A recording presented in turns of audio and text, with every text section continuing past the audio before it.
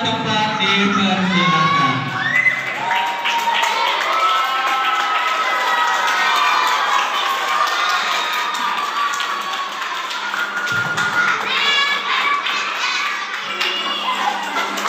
Assalamualaikum warahmatullahi wabarakatuh.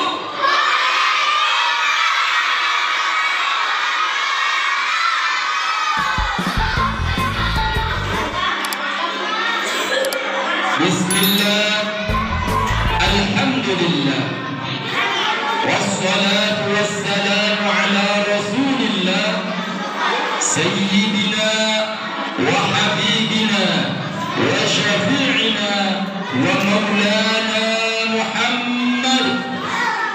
Allahumma shalli wa ala alihi wa ashabihi wa man tabi'ahu ila yaumil qiyamah, amma ba'd. Yang sama-sama kita hormati Ibu Kepala Sekolah SD Islam Muhammad, Ibu Cindy Rasmilda MPD. Yang saya hormati semua Dewan Guru dan karyawan SD Islam Muhammad. Yang saya hormati kakak-kakak mahasiswa-mahasiswa PPL yang sempat hadir pada kesempatan kali ini, dan yang Bapak cintai, Bapak sayangi, Bapak banggakan anak-anakku kelas 3 sampai kelas 4 ya. Pada saat ini kita kelas 3 sampai kelas 4. Syukur alhamdulillah, Allah Subhanahu wa taala memberikan berbagai macam nikmat kepada kita, terutama nikmat iman dan Islam, sehingga kita dapat hadir pada kesempatan kali ini dalam keadaan sehat ya, kemudian cerah ceria dalam rangka menyambut dan memperingati baginda Nabi besar Muhammad sallallahu alaihi wasallam. Anak-anakku, Nabi Muhammad adalah manusia seperti kita, makan dan minum, juga tidur. Tapi ada bedanya. Bedanya apa? Kalau baginda Nabi Muhammad sallallahu alaihi wasallam itu dalam segi fisiknya sangat tampan.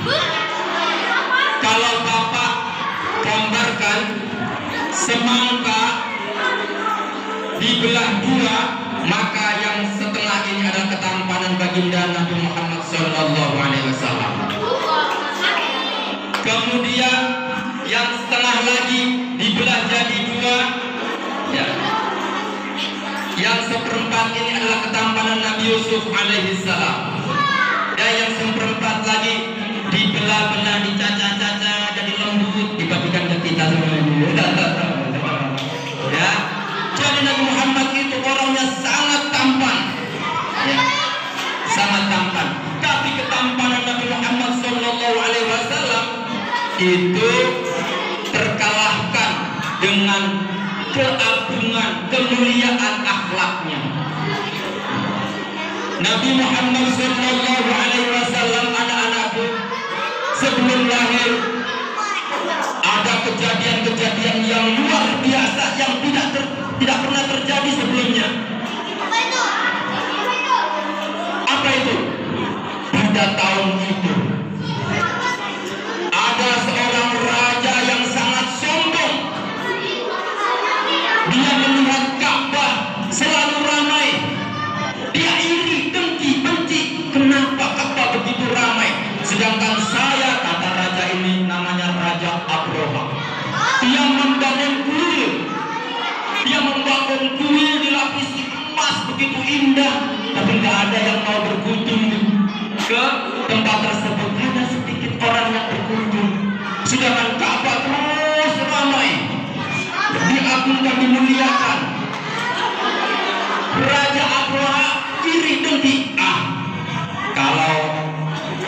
saya tidak bisa menarik orang-orang itu ke tempat yang saya bangun, maka Ka'bah harus saya hancurkan.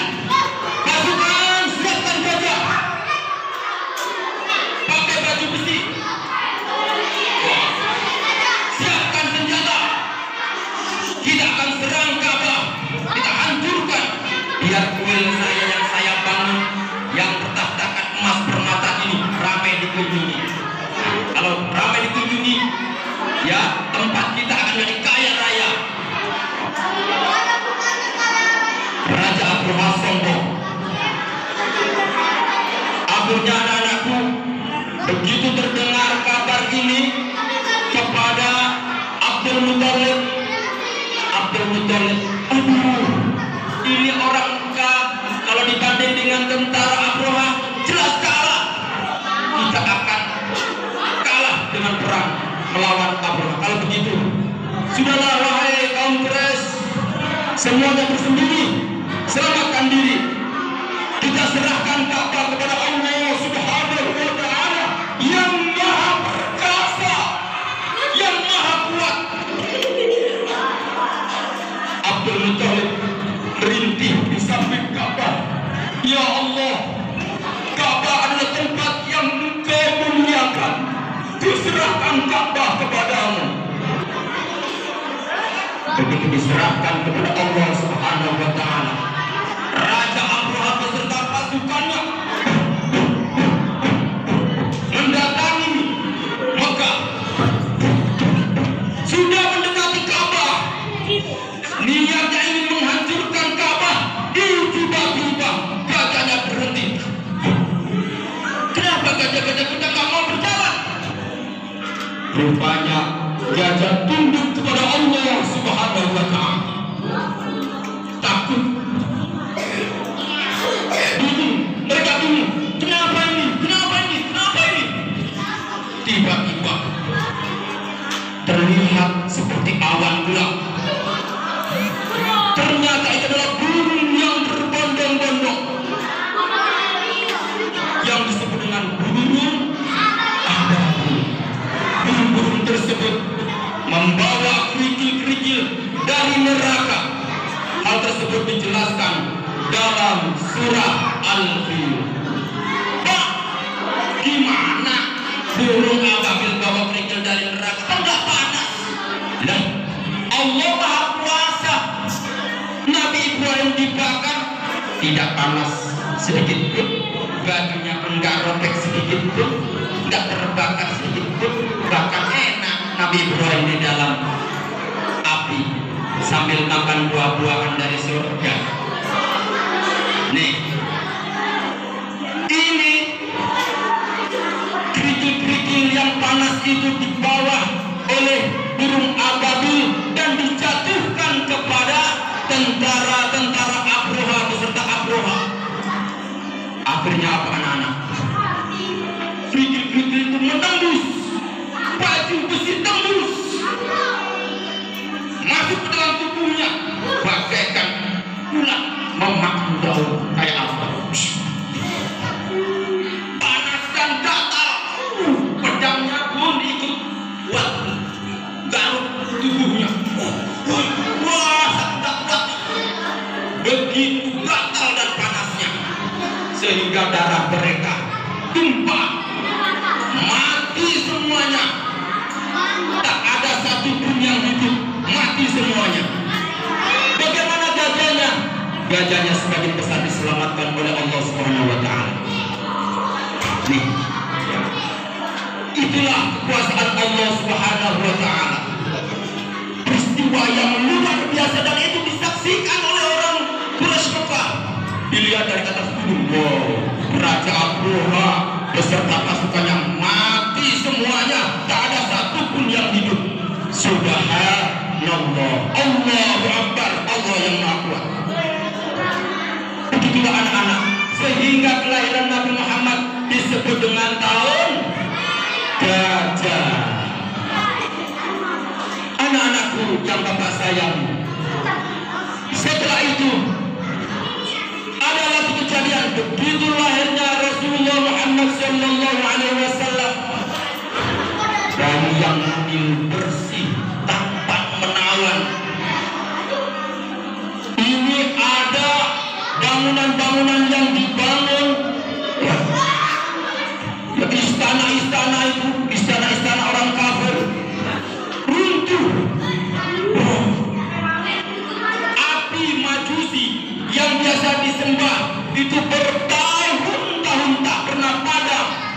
Ketika lahirnya Rasulullah Muhammad SAW langsung mati. Api yang selama itu tak pernah padam.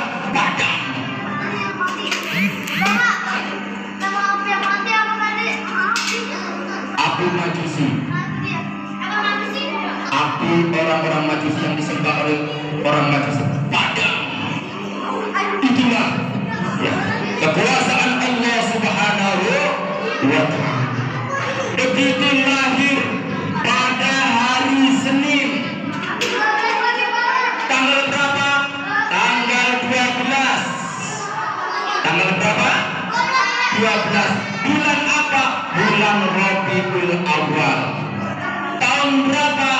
Bertepatan dengan 571 Masehi. 571 Masehi, yang disebut dengan tahun gajah.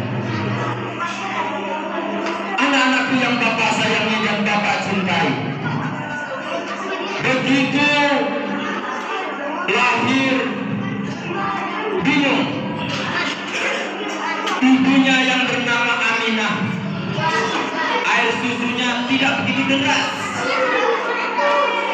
Akhirnya mencari orang untuk menyusui baginda Nabi Muhammad SAW, untuk menyusui Muhammad, bayi Muhammad. Ada orang-orang itu melihatnya, Muhammad mah bukan orang kaya, kalau kita menyusui paling gajinya kecil. Enggak mau. Ibu-ibu di sana enggak mau kan? Gajinya kecil. Ternyata ada seorang wanita yang baik budinya. Dialah Halimah As-Sa'diyah. Halimah Sa'diyah ini melihat ketampanan Rasulullah. Subhanallah, ini bayi yang begitu mungil, sehat, lucu, tampan menawan. Langsung terpikat hatinya. Wah, sudahlah, biar saya yang mengasuhnya, biar saya yang menyusuinya. Disusui oleh Halimah. Halimah orangnya bukan orang kaya, orang biasa-biasa. Dia punya kambing. Dia punya kambing sambil mengembala kambing. Begitu Halimah menyusui Rasulullah, menyusui bayi Rasulullah itu, kambing-kambingnya jadi gemuk-gemuk. Iya, gemuk-gemuk. Kemudian sehat-sehat. Tidak lama beranak, semakin banyak. Air susunya diperas. Jadilah Halimah itu makmur, mendapatkan keberkahan dari Allah Subhanahu wa Ta'ala karena mengasuh Nabi terakhir, yaitu Nabi Muhammad Sallallahu Alaihi Wasallam. Akhirnya orang-orang yang tadi yang nggak menyusui pada kaget, gitu ya. Sekarang Halimah jadi makmur, hidupnya sejahtera, kambingnya semakin gemuk-gemuk, banyak air susunya diperas, diminum. Jadi sejahtera. Wah, kenapa saya dulu nggak mau ya? Nyesel dia. Menyesal. Nah, begitulah. Nabi Muhammad diasuh oleh Halimah, disusui selama 2 tahun. Sempurnanya menyusui itu berapa? 2 tahun. ASI itu, air susu ibu itu sangat bagus. Minuman dan makanan yang paling bagus untuk bayi adalah ASI, air susu ibu. Dan dalam Islam juga dianjurkan untuk menyusui selama 2 tahun. Akan tapi terus diperpanjang sampai 4 tahun. Setelah itu Rasulullah Muhammad SAW ketika dalam kandungan, ya sebelum itu masih dalam kandungan, ayahnya sudah meninggal dunia. Jadi Nabi Muhammad lahir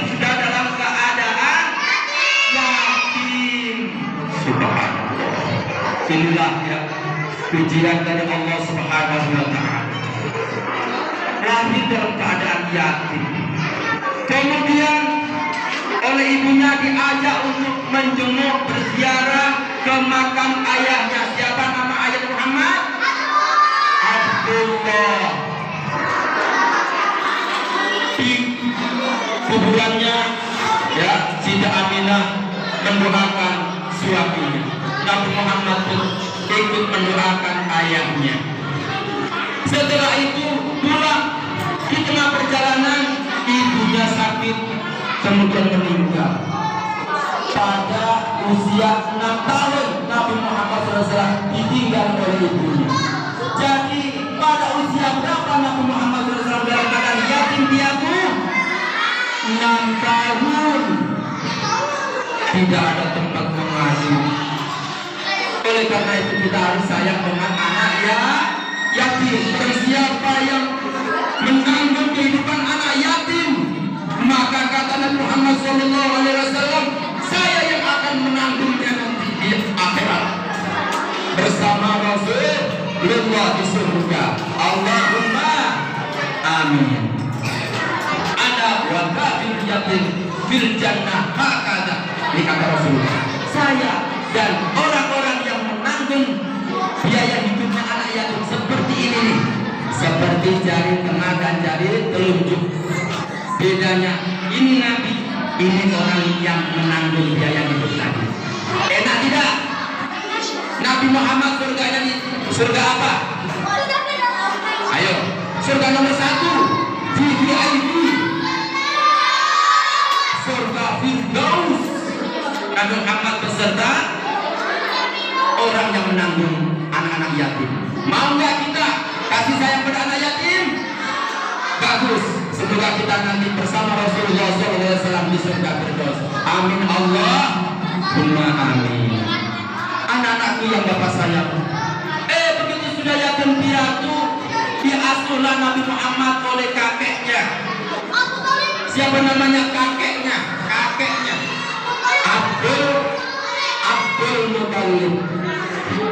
Abdul Muthalib diasuh kakeknya. Selama dari usia 6 tahun sampai 8 tahun diasuh oleh kakeknya. Dapat 2 tahun kakeknya meninggal dunia. Inna lillahi wa inna ilaihi raji'un.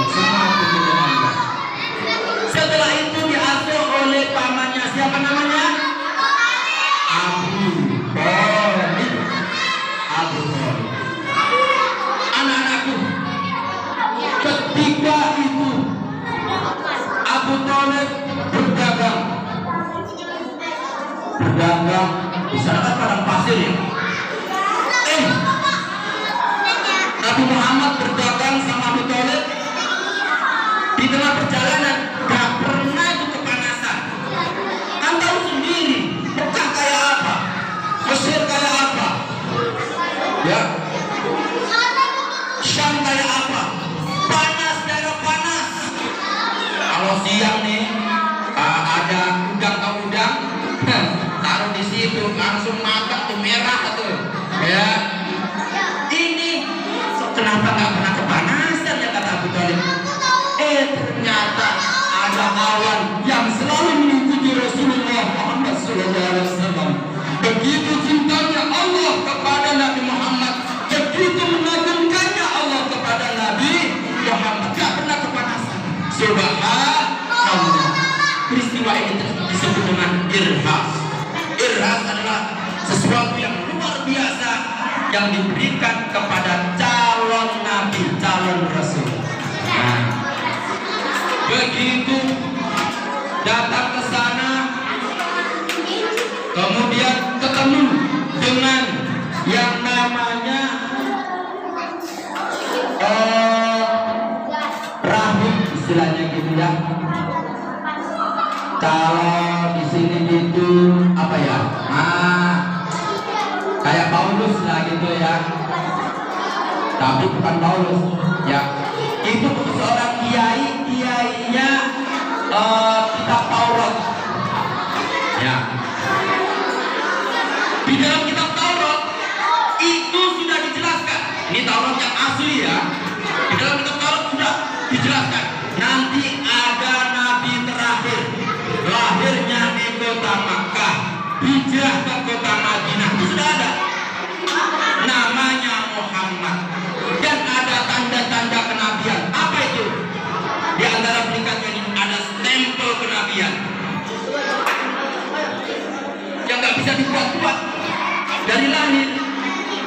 Kalau kita ada capnya enggak itu?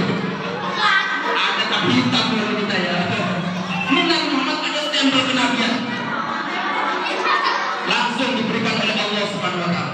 Begitu seorang rahib tadi itu mengetahui yang namanya Muhairah, Maribi. Dilihat, ternyata anak ini calon nabi terakhir diterangkan dalam kitab Taurat. Kalau begitu wahai Abu Thalib, jaga anak ini, jaga, jangan sampai disakiti oleh orang-orang kafir.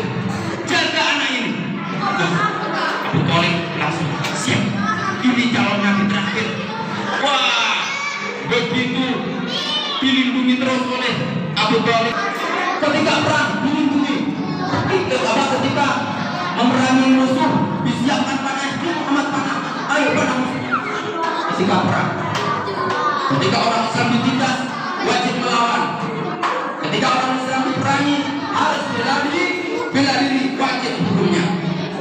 Oke anak-anakku, sifat Nabi Muhammad adalah sangat jujur, tak pernah bohong, Nabi Muhammad tuh. Biarpun sama hamba saya tak pernah bohong, sama hewan pun baik, tak pernah mukul hebat, tak pernah. Yang menggunakan teknik tersendiri untuk mengembala. Gak pernah itu menarik lehernya sampai kesakitan, gak pernah. Caranya gimana? Dikasih makanan, daun-daunan. Nah dia kan makan tuh, ditarik dah, ayo. Itu cara Rasulullah SAW. Sangat baik, gak pernah menyakiti hewan, gak pernah bohong. Sehingga orang-orang di Kafir Quraisy Mekah itu, orang-orang Mekah, orang-orang Quraisy itu menitipkan kambingnya kepada Rasulullah itu digembala. Subhanallah. Sampai peletakan Hajar Aswad, bingung orang Mekah, siapa ya yang berhak untuk menaruh Hajar Aswad di Ka'bah? Pokoknya harus cari orang yang baik, orang yang gak pernah bohong, orang yang rajin. Ternyata muncullah orang yang rajin itu. Siapa? Nabi Muhammad Sallallahu Alaihi Wasallam, sehingga dijuluki Al-Amin, orang yang dapat dipercaya. Sifat-sifatnya cerdas. Nabi Muhammad itu cerdas. Kalau kita harus rajin belajar, harus rajin berlatih. Kemudian tabligh, menyampaikan wahyu. Ya. Artinya apa? Kita harus menegur kalau ada teman kita yang berbuat salah. Ya, menasihati dengan baik, bukan mukul, menasihati dengan baik, mengajak kepada kebaikan. Amanah, Nabi Muhammad dapat dipercaya. Siddiq, amanah, tabligh, faqona. Anak-anakku, karena waktu yang tidak memungkinkan, terima kasih atas segala perhatian. Mohon maaf atas segala kekurangan. Usikum wa nafsi bi taqwallah.